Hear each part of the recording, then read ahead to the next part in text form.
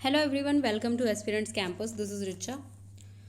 और आज हम अपने नोट्स के माध्यम से कुछ न्यू पढ़ेंगे इंग्लिश में। इम्पॉर्टेंट रूल्स, कुछ बहुत ही ज़्यादा इम्पॉर्टेंट रूल्स, क्योंकि अभी आपका IBPS PO का एग्ज़ाम है, स्टार्ट हो चुका है। आज ही था, 3 तारीख को आज था एग्ज़ाम, और उसके बाद 10 तारीख को है, फिर 12 तारीख को है। तो हमारे पास बहुत ज़्यादा टाइम नहीं है, और इसीलिए एक तरीके से हमारा रिवीजन है ग्रामर का, जिसमें बहुत ही इम्पोर्टेंट टॉपिक्स रिवाइज करेंगे। इसीलिए मेरे को अपने नोट्स निकालने पड़े, और उस नोट्स के माध्यम से हम बहुत सारे कन्फ्यूजन्स को क्लियर करेंगे अभी। ठीक है, तो ये फ़ोटोज़ हैं, मेरे नोट्स के फ़ोटोग्राफ्स हैं। तो चलिए इसी को समझते हुए स्टार्ट करते हैं इंग्लिश का अपना कुछ important rules of grammar. Important rules of grammar. Okay, let's begin. Article के बाद नाउन आएगा ही आएगा, लेकिन नाउन के बाद आर्टिकल आना ज़रूरी नहीं है। जैसे हम बात करते हैं a boy, an intelligent boy, the most intelligent boy, तो अ और एन जहाँ पे आता है वहाँ काउंटेबल नाउन होता है। काउंटेबल नाउन आपने पढ़ा होगा नाउन के चैप्टर में, और नॉन काउंटेबल नाउन भी पढ़ा होगा, जिसको काउंट नहीं कर सकते हैं। तो द जिसके साथ आता है, या तो वो अनकाउंटेबल नाउन में आता है, या फिर एक पर्टिकुलर चीज़ के लिए, एक पर्टिकुलर पर्सन, एक पर्टिकुलर थिंग के लिए जहाँ पे यूज़ किया जाता है वहाँ पे द आर्टिकल यूज़ होता है। और एन कैसे यूज़ होता है? AEIOU वाला जो कॉन्सेप्ट है उसके बेसिस पे एन यूज़ नहीं होता है, ये आपको पता होगा। बल्कि हिंदी का जो अ से ल, अ आ ई ई जो कि वर्ण है, व्यंजन नहीं, स्वर वाले अ आ ई ई, जब उसकी हम प्रोनाउंसिएशन करते हैं तो अ आ ई ई की आवाज़ निकलती है, वहाँ पे एन यूज़ होता है, नहीं तो अ आएगा। ठीक है, जैसे इंटेलिजेंट बॉय, इंटेलिजेंट बॉय जब हम इसका स्पेल करते हैं तो स्टार्ट किससे होता है? ई से। इंटेलिजेंट बॉय आई से नहीं होता, ई से होता है, इसीलिए यहाँ पे एन लगा है। इंटेलेक्चुअल आई ई से होगा तो एन लगेगा। यूनिवर्सिटी, मान लीजिए हम यूज करते हैं यहाँ पे यूनिवर्सिटी, यूनिवर्सिटी से पहले एन कभी नहीं आएगा, क्योंकि यूनिवर्सिटी में य की आवाज आ रही है, य की आवाज आ रही है, कोई भी स्वर यूज नहीं हो रहा है इसमें, इसीलिए यहाँ पे एन नहीं लगेगा, एज अ आर्टिकल एन नहीं लगेगा। ये आपने आर्टिकल वाले चैप्टर में पढ़ा ही होगा। ठीक है, तो वो AEIOU वाला जो कॉन्सेप्ट है वो यहाँ पे फेल हो जाता है। ये एक बहुत ही इंपॉर्टेंट रूल है ग्रामर का, कि यहाँ पे हिंदी का यूज़ हो रहा है सब कुछ। तो चलिए एक एग्जाम्पल हम देख लेते हैं। The party filed a criminal case against the company. The party यानी कि एक पर्टिकुलर पार्टी की बात की जा रही है, जिसने एक criminal case, a criminal case file किया है अगेंस्ट द कंपनी। किसी पर्टिकुलर कंपनी के खिलाफ ही केस करेंगे ना, और ऐसे थोड़ी किसी के खिलाफ भी केस कर दिया। तो द कंपनी, बहुत सारी कंपनीज है, लेकिन हमें पता है कि किस कंपनी के खिलाफ केस हुआ है, इसीलिए यहाँ पे द कंपनी आया है, एक कंपनी के खिलाफ केस हुआ है। ठीक है, तो इसीलिए यहाँ पे ये आप देख सकते हैं कि द पार्टी यानी कि द आर्टिकल है, उसके बाद नाउन आया है, अ आर्टिकल है, उसके बाद नाउन आया है, द आर्टिकल है, उसके बाद कंपनी नाउन आया है। तो ये जो है ये क्वालिफाई करता है इस बात को, आर्टिकल के बाद नाउन आएगा ही आएगा, लेकिन नाउन के बाद आर्टिकल आना ज़रूरी नहीं है। ठीक है, तो यही बात थी। उसके बाद आता है एग्जाम्पल हमारा next. Dynamics is a branch of applied mathematics.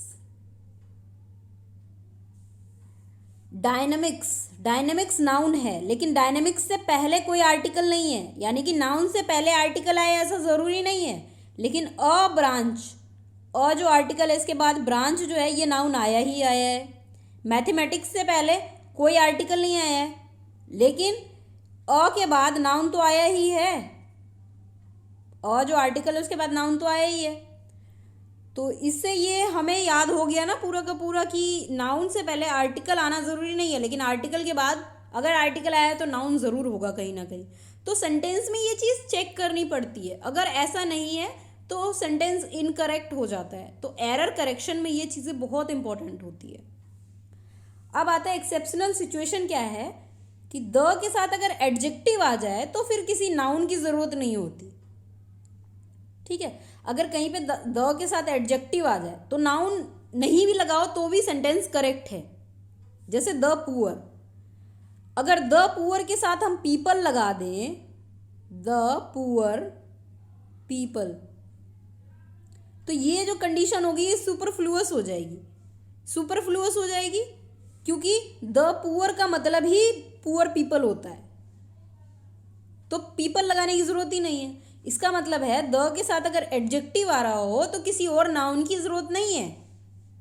इसी का एग्जाम्पल है सच टैक्सेस अफेक्ट द पुअर, यानी कि poor people much more than the rich, यानी कि रिच पीपल से ज्यादा पुअर पीपल को अफेक्ट करते हैं ऐसे टैक्सेस। ठीक है, नेक्स्ट आता है हमारा preposition rule. Preposition rule on, by, at, over, etcetera, ये सारे प्रेपोजिशन है। अब प्रेपोजिशन का जो रिलेशन है नाउन से वो क्या है? Position and relation of noun. Preposition का मतलब क्या होता है? Position and relation of noun. Noun के साथ जो भी रिलेशन होगा वो प्रेपोजिशन बताएगा। प्रेपोजिशन के बाद हमेशा नाउन आएगा ही आएगा। नाउन नहीं दिया है तो प्रोनाउन आएगा, प्रोनाउन और नाउन नहीं है तो फिर जिरंड भी आ सकता है। और जिरंड क्या होता है? जिरंड जो होता है वर्ब की first form plus ING, gerund हो जाता है, जो कि नाउन की तरह एक्ट करता है, एक्ट लाइक नाउन, नाउन की तरह एक्ट करता है। एक एग्जाम्पल देख लेते हैं हम। The guidelines released by the Union Ministry of Social Justice for conducting written exams for person with disabilities. With जो है ये प्रेपोजिशन है, उसके साथ डिसेबिलिटीज आया है। फॉर जो है प्रेपोजिशन है, कंडक्टिंग आया है। कंडक्टिंग क्या है? कंडक्ट, कंडक्ट वर्ब की फर्स्ट फॉर्म है प्लस ING, कंडक्टिंग, यानी कि ये है जिरंड जो कि नाउन की तरह एक्ट कर रहा है। कंडक्टिंग जो है नाउन की तरह एक्ट कर रहा है। पर्सन नाउन है, यूनियन मिनिस्ट्री नाउन है। ठीक है, तो आप यहाँ पे देख सकते हैं पूरे केस में प्रेपोजिशन के बाद नाउन, जिरंड या फिर प्रोनाउन कुछ ना कुछ यूज हुआ है। ठीक है, नहीं तो प्रेपोजिशन किसके साथ रिलेशन बताएगा? अगर कोई चीज़ यूज नहीं होगी तो प्रेपोजिशन किसके साथ रिलेशन बताएगा? अब आता है सिंगुलर प्लूरल नाउन। हमने कई सेंटेंसेस देखे हैं a number of. A number of जहाँ पे यूज होगा वहाँ पे जो नाउन होगा वो प्लूरल होगा। द नंबर ऑफ जहाँ पे यूज होगा वहाँ पे नाउन सिंगुलर होगा। यहाँ पे अ नंबर ऑफ में अ देख के हम लोग कंफ्यूज होते हैं और नाउन को सिंगुलर कर देते हैं, बट ये गलत है। यहाँ पे अ नंबर ऑफ जहाँ पे आएगा वहाँ पे नाउन प्लूरल होगा। द नंबर ऑफ जहाँ पे आएगा वहाँ पे नाउन सिंगुलर होगा।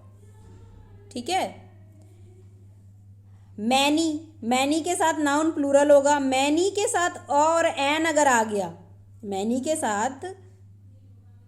साथ ए और एन अगर आ गया तो नाउन जो है वो सिंगुलर हो जाएगा।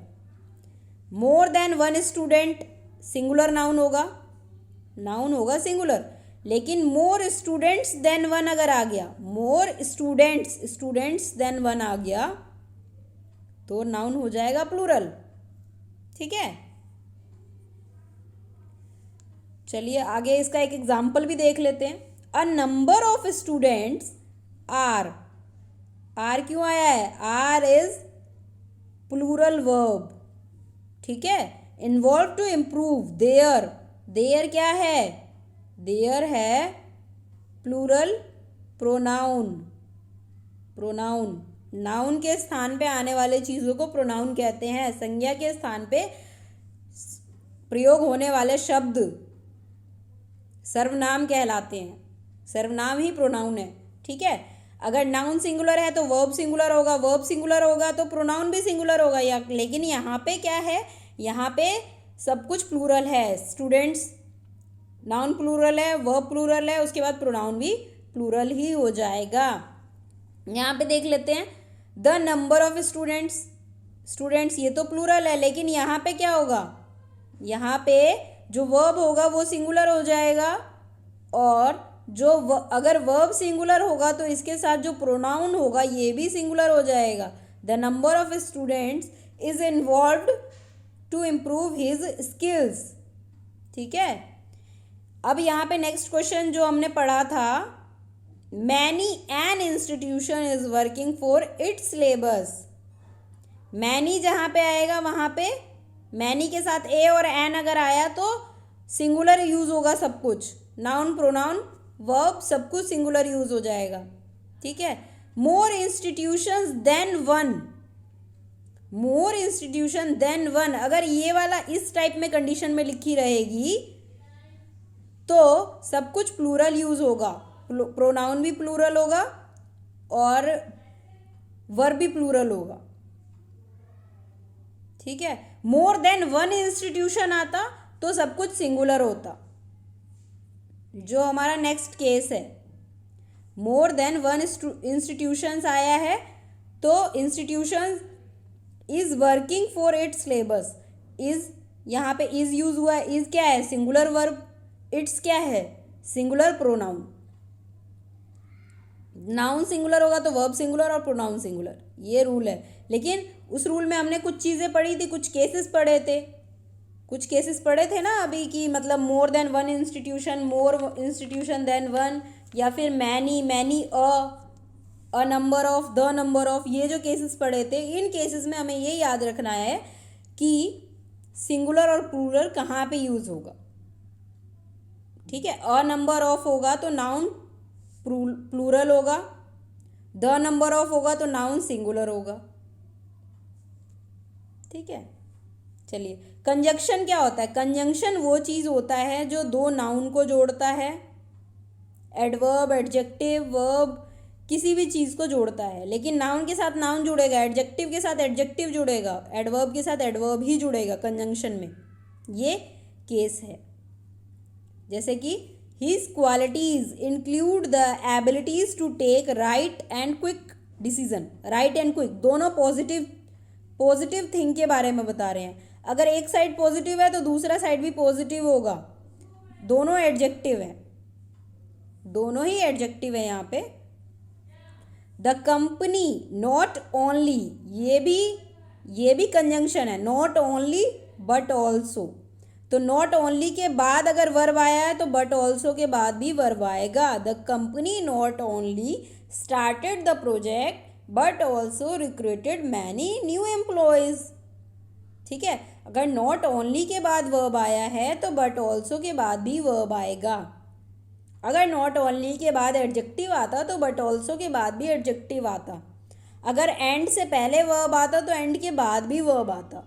ये चीज़ होती है कंजंक्शन, जो कि दो सिमिलर थिंग को जोड़ती है, दो वर्ब्स को, दो एडजेक्टिव को, दो एडवर्ब्स को, कोई भी चीज़ दो एक जैसी होगी। अगर वर्ब के साथ आईएनजी है एंड से पहले तो एंड के बाद भी वर्ब के साथ आईएनजी होगा।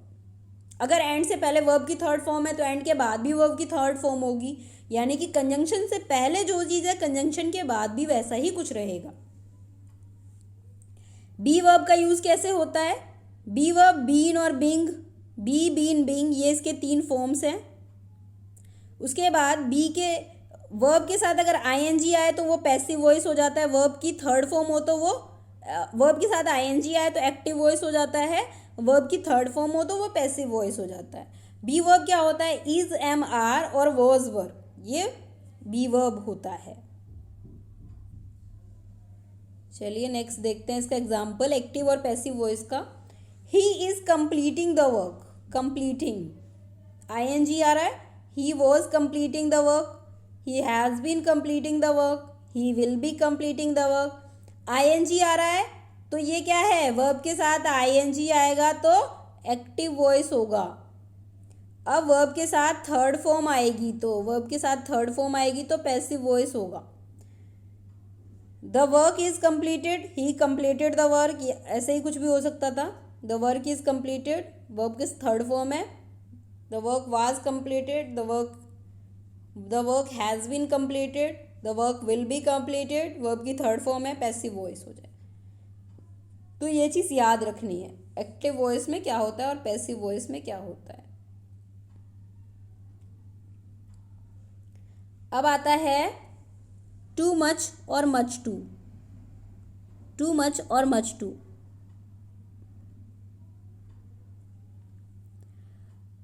तो टू मच यहाँ पे और मच टू के रूल के बारे में पढ़ लेते हैं. तो यहाँ पे टू जो है एडवर्ब है और मच जो है एडजेक्टिव है. यहाँ पे मच जो है एडवर्ब है और टू जो है एडवर्ब है. ठीक है, दोनों केसेस में टू तो एडवर्ब ही रहेगा, लेकिन मच का रोल चेंज होता रहेगा. अगर नाउन का होगा केस, अगर मच नाउन होगा, मच नाउन होगा तो टू एडवर्ब होगा. अगर टू एडजेक्टिव होगा, मच टू एडजेक्टिव से पहले आएगा तो एडवर्ब और एडवर्ब होगा. अगर टू नाउन से पहले आएगा तो टू मच होगा. अगर एडजेक्टिव से पहले आएगा तो मच टू होगा. फॉर्मेशन क्या है? फॉर्मेशन हमने भी पढ़ रखा है कई बार.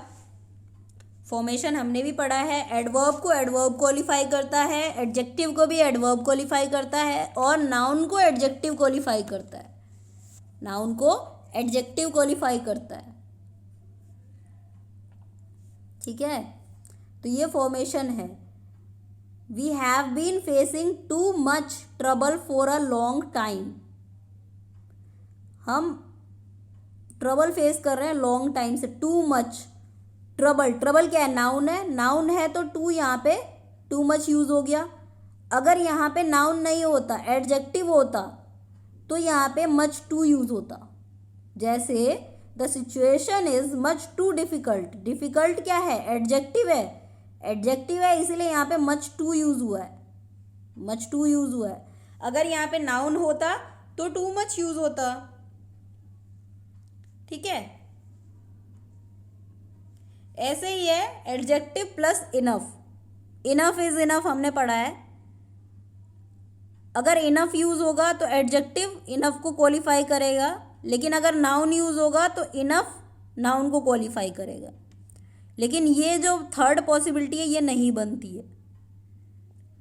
There are enough signs of our new society. Sign क्या है? नाउन है, इसीलिए यहाँ पे इनफ यूज हो गया. The process is creative enough for the development of our society.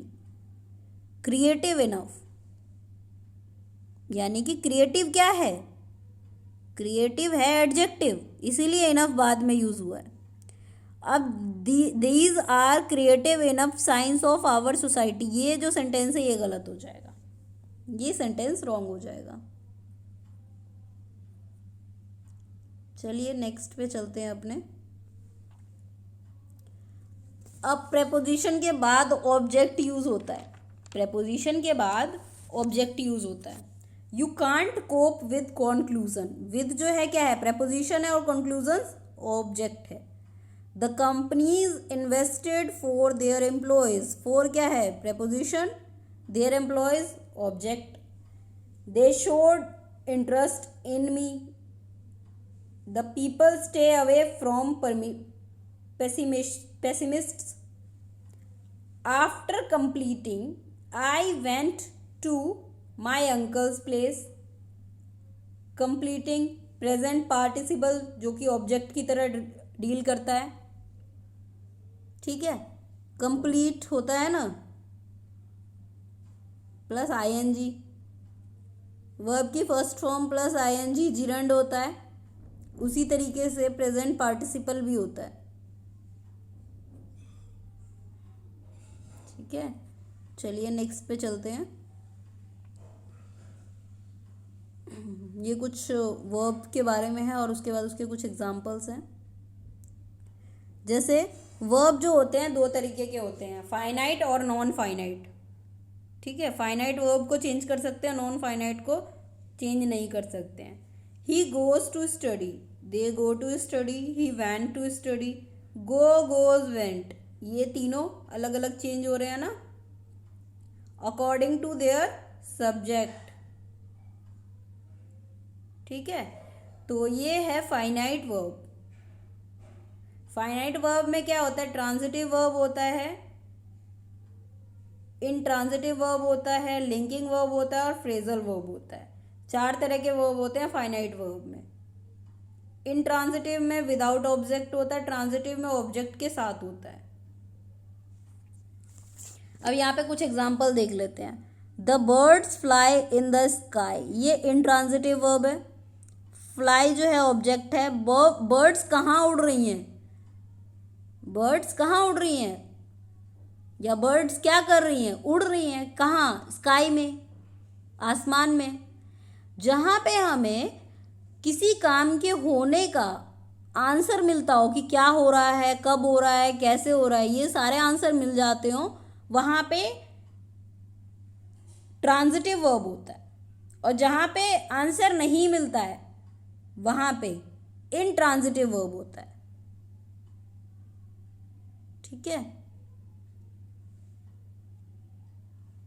The birds fly in the sky. Fly के बाद कुछ तो ऑब्जेक्ट आना चाहिए ना, ऑब्जेक्ट मिसिंग है, इसलिए इंट्रांजिटिव हो गया। अब Rohan is flying kite in the sky, Rohan क्या उड़ा रहा है? काइट उड़ा रहा है। क्या उड़ा रहा है? काइट उड़ा रहा है। काइट क्या ऑब्जेक्ट है, ट्रांजिटिव आ गया। वर्क डन बाय सब्जेक्ट और work done on object. Object का मतलब क्या होता है? जिस पे काम किया जा रहा हो, और सब्जेक्ट का मतलब क्या होता है? जो काम कर रहा हो। ये पूरी जो व्याकरण हम लोगों ने पढ़ी थी ना बचपन में हिंदी में, वो हमें इंग्लिश में उसी तरीके से बताया जा रहा है। सकर्मक और अकर्मक क्रिया पढ़ी थी हमने, 2 चीज़ें, वही ट्रांजिटिव और इनट्रांजिटिव वर्ब होते हैं। ट्रांजिटिव वर्ब यानी कि सकर्मक क्रिया, और इनट्रांजिटिव वर्ब यानी कि अकर्मक क्रिया, जिसमें हमें पता नहीं चलता है, जिसमें हमें पूरा आंसर नहीं मिलता है। Ram went to school, Ram school गया, सब्जेक्ट तो है लेकिन यहाँ पे ऑब्जेक्ट मिसिंग है, इसीलिए इनट्रांजिटिव। राम गया लेकिन कैसे गया, कैसे, आंसर नहीं मिल रहा है ना, पूरी चीजें आंसर में नहीं है। ठीक है, और उसके बाद आता है श्याम वॉज बीटन, ये ट्रांजिटिव ऑब्जेक्ट हो गया। मतलब किस पे काम हुआ, कौन मारा गया? तो श्याम को मारा गया, पता चल गया ऑब्जेक्ट कौन है, श्याम है। तो ट्रांजिटिव वर्ब में ऑब्जेक्ट होता है, इनट्रांजिटिव वर्ब में ऑब्जेक्ट नहीं होता है। यहाँ पे पता है कि राम स्कूल गया है, लेकिन काम किस पे हुआ है? ऑब्जेक्ट नहीं है ना, काम क्या हुआ है, किस पे हुआ है, कोई ऑब्जेक्ट नहीं है, इसीलिए ये इनट्रांजिटिव है। और यहाँ पे पता चल गया है को किसको मारा गया है, किस पे काम हुआ है, श्याम पे काम हुआ है, श्याम को मारा गया है। ठीक है, Rohan is flying kite in the sky, क्या उड़ाया गया है? काइट उड़ाया गया है। The birds fly in the sky, birds उड़ रही हैं, सब्जेक्ट तो है हमारे पास लेकिन ऑब्जेक्ट नहीं है ना इस केस में, इसीलिए इंट्रांजिटिव है। चलिए, लिंकिंग वर्ब्स क्या होते हैं? लिंकिंग वर्ब्स होते हैं हेल्पिंग वर्ब्स, जिसमें प्राइमरी ऑक्सिलरी और मोडाल ऑक्सिलरी वर्ब्स आते हैं। लिंकिंग वर्ब 2 टाइप के होते हैं, एक हेल्पिंग वर्ब, एक मेन वर्ब। मेन वर्ब कई बार हेल्पिंग वर्ब की तरह काम कर जाता है, मेन वर्ब भी कई बार, जैसे वर्क, टीच, स्पीक एक्सेट्रा, ये सब मेन वर्ब है। प्राइमरी ऑक्सिलरी वर्ब में बी वर्ब्स आते हैं, जैसे कि इज, एम, आर, वॉज, वर, ये सब हेल्पिंग वर्ब हो गए। सेकंड, मेन वर्ब डू की तरह, डू जो है वो मेन वर्ब की तरह भी वर्क करता है, जैसे do, does, did, have, has, have, had, H, family, ये भी मेन वर्ब की तरह कई बार वर्क करता है। ठीक है, उसके बाद आता है modal auxiliary verb, will, shall, would, should, may, might, must, need, dare, use to, ought to, can, could, ये सारी चीज़ें मोडाल ऑक्सिलरी, मोडाल्स हमने पढ़े थे ग्रामर में पहले, वही चीज़ें हैं ये। अब इसका यूज़ कैसे क्या कहाँ पे होता है ये हमको क्लेरिफाई करना है।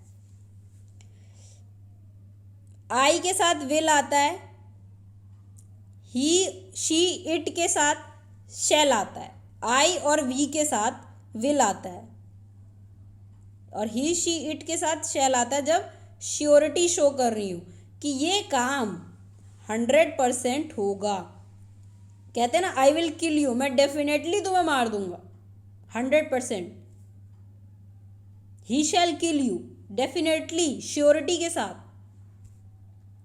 लेकिन आई शैल किल यू अगर आ जाएगा तो इसमें श्योरिटी नहीं है कि वो मारेगा, ठीक है। आई शैल कम, श्योरिटी नहीं है। आई विल कम अगर है तो श्योरिटी है,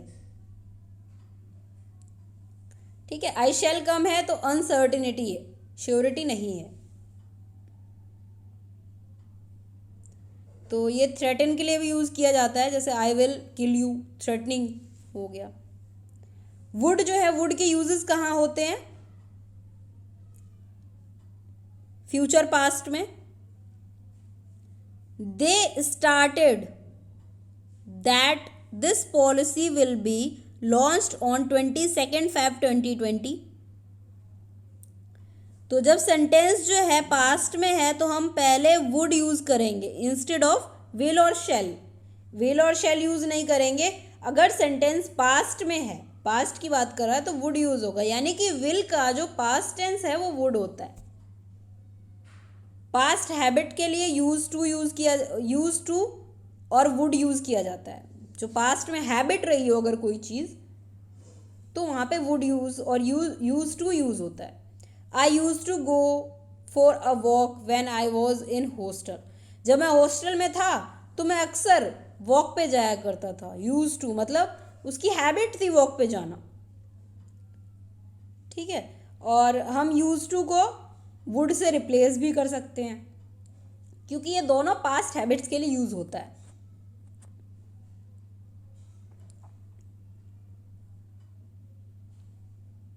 उसके बाद आता है be plus use to plus ING। ये बी वर्ब के साथ आएगा, और यूज टू प्लस वर्ब की फर्स्ट फॉर्म अगर आएगी तो विदाउट बी वर्ब आएगी। जैसे I am use to smoking, तो ये बी वर्ब के साथ आएगा, क्योंकि ये प्रेजेंट टेंस प्रेजेंट में है। आई एम जो है बी वर्ब है ना, तो I am use to smoking की जगह I was use to smoking हो जाएगा, क्योंकि यूज टू है तो पास्ट होगा। I was use to habit के केस में, क्योंकि स्मोकिंग उसकी हैबिट थी। आई यूज टू स्मोक, तो ये विदाउट बी वर्ब है, तो यहाँ पे वर्ब की फर्स्ट फॉर्म आ गई। और जब वर्ब की फर्स्ट फॉर्म प्लस ING आएगी तो बी वर्ब के साथ आएगी। या तो I am use to smoking हो जाएगा, या फिर I was use to smoking हो जाएगा। आई एम यूज टू हो जाएगा तो ये प्रेजेंट में होगा, आई वॉज यूज टू होगा तो ये पास्ट के लिए होगा। This device is use to operate the CCTV cameras, ठीक है। ये यहाँ पे यूज टू यूज हुआ है, लेकिन यहाँ पे कोई कोई ING वगैरह यूज नहीं हुई है, और साथ में बी वर्ब भी यूज हुआ है। क्यों? क्योंकि ये हैबिट नहीं है। हैबिट नहीं है, डिवाइस की कोई हैबिट नहीं होती है कि CCTV कैमरा ऑन करे बार बार, इसीलिए यहाँ पे यूज टू यूज हो गया है, और वो भी बी वर्ब के साथ, ठीक है। तो आज का हमारा लेक्चर यहीं फिनिश होता है। अभी हमने फाइनाइट वर्ब कंप्लीट कर लिया है, अब नॉन फाइनाइट वर्ब्स आएंगे। नॉन फाइनाइट वर्ब्स आएंगे। लेक्चर को ज़्यादा लंबा नहीं करना था, इसीलिए यहीं पे फिनिश करते हैं। और आप अपना एग्ज़ाम दीजिए अच्छे से। IBPS PO का ये एक रिवीजन सेशन था, इसीलिए जल्दी जल्दी मैंने सोचा कि अपने नोट्स में से ही एक कॉन्सेप्ट क्लियर कर दिया जाए कुछ स्टूडेंट्स का। और आपको अगर ये वीडियो पसंद आती है then please share and help other student. और फिर और अपडेट्स के लिए, न्यू वीडियोस अपडेट्स के लिए हमारे चैनल को सब्सक्राइब कर दीजिए। सब्सक्राइब करके बेल आइकन प्रेस करेंगे ना, तभी आपके पास अपडेट्स आएंगे। बेल आइकन क्लिक करेंगे तभी आपके पास अपडेट्स आएंगे।